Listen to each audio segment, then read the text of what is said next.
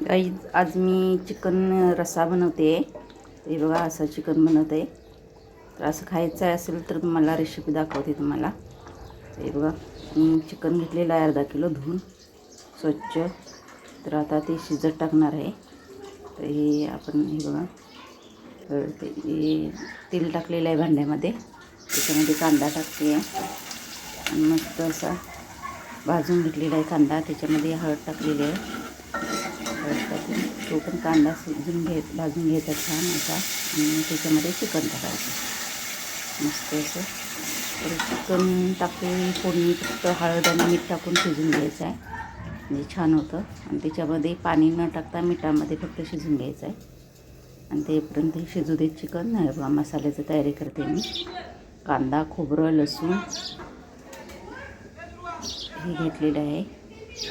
कोथिंबीर खोबरं मी भाजून किसून घेतलेलं आहे. तर आता हे मिक्सरला बारीक करते. तोपर्यंत मसाला करून घेऊ. तोपर्यंत चिकन शिजतं आहे आपलं. बाकीची तयारी करून घेऊया आपण. तर असं चिकन करून बघा तुम्ही, छान लागतं.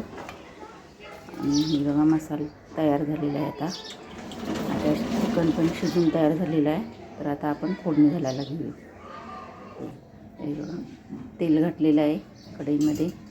तेल गरम झालं नाही त्याच्यामध्ये कांदा टाकायचा. कांदा छान भाजून घ्यायचा आहे.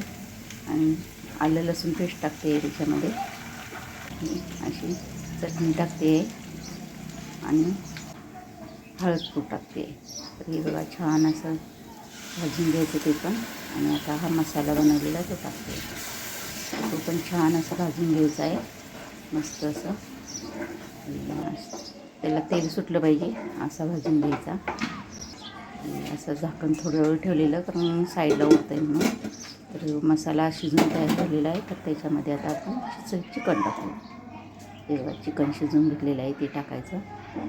मस्त झालेलं आहे ना चिकन. या खायला छान असा रस्सा पण बनवलेला आहे.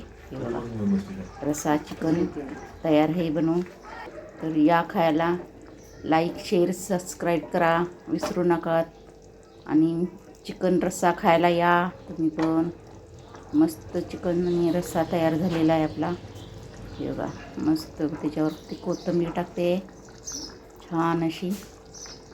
रश्श्यावर पण कोथिंबीर टाकलेली आहे. मस्त या खायला.